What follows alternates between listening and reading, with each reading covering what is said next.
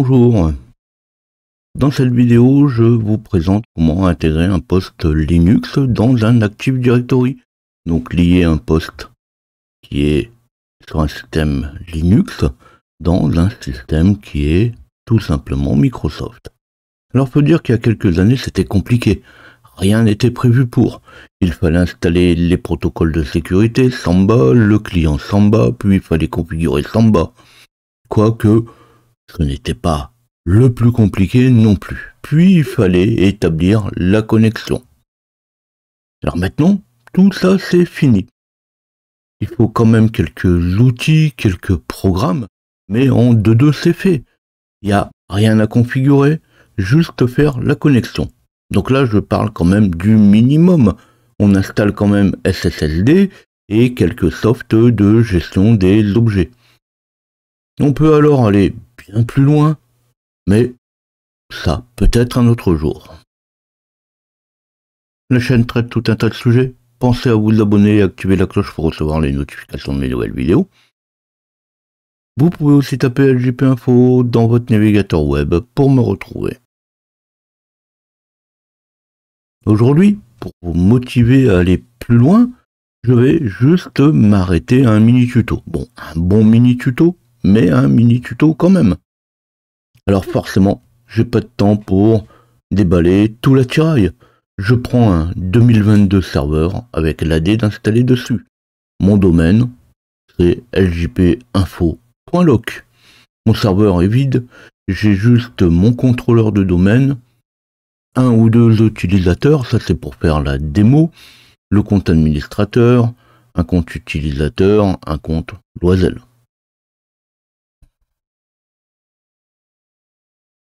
Alors si le ping ne fonctionne pas, ce n'est pas la peine d'aller plus loin. Alors on va ajouter dans le host ou le DNS le resolve.conf. Donc je vais faire un vi /etc/resolve.conf et dedans je vais rajouter en name server 192.168.1.229. Le 1.229 c'est mon serveur 2022. Alors j'aurais pu aussi le mettre dans le host. Donc dans le fichier host avec un vi /etc/host.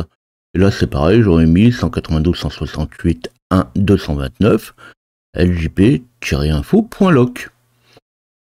Et on ping le domaine. Alors je vais faire juste un ping ljp-info.loc.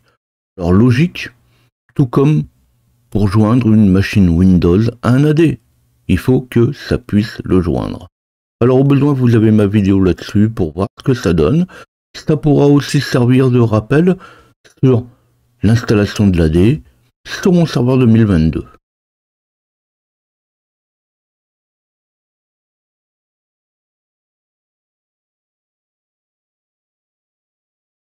Puis je vais installer les prérequis. Alors je reviens pas sur les programmes d'installation pour Linux.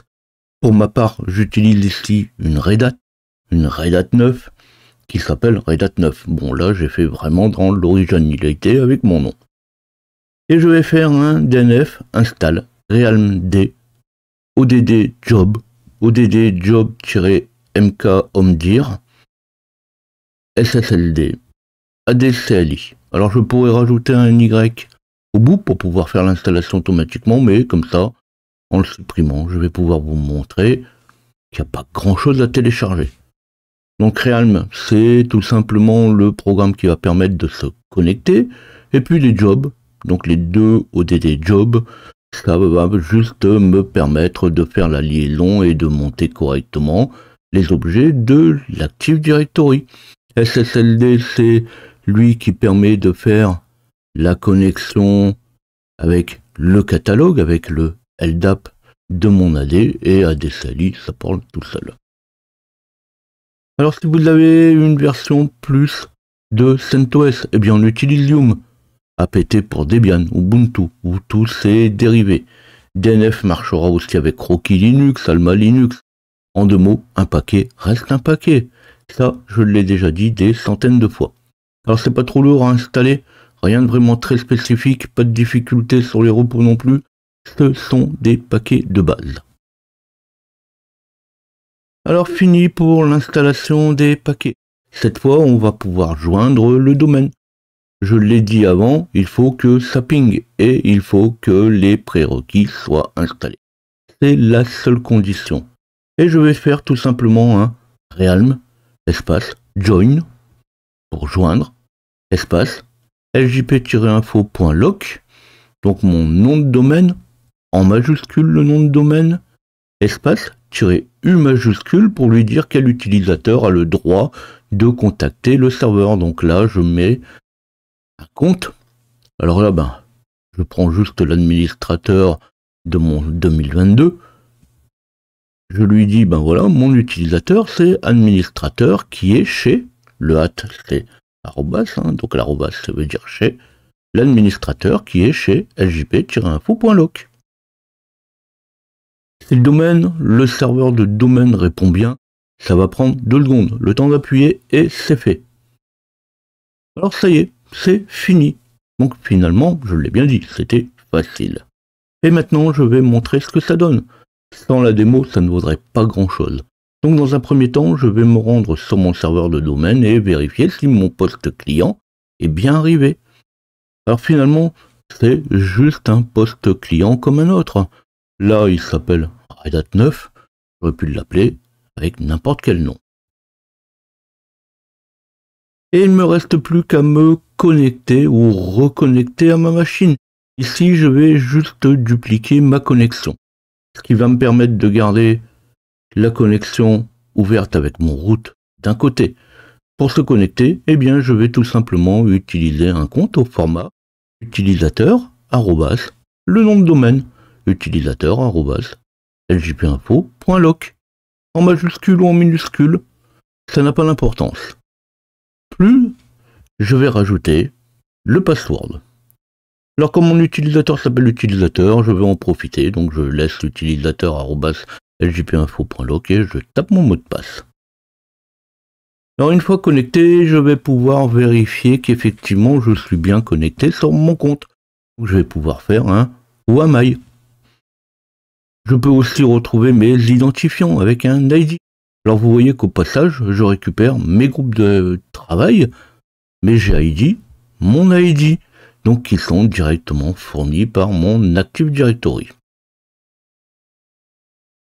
Mais je peux très bien aussi retourner sur ma connexion root que j'avais tout à l'heure, et puis faire un ou lui demander qui est connecté sur la machine. Et là, je vois bien mon compte root, ce qui est tout à fait normal, et je vois que j'ai bien un utilisateur arrobas ljpinfo, qui est connecté sur ma machine. Alors oui, là, je viens de faire la démo au plus simple.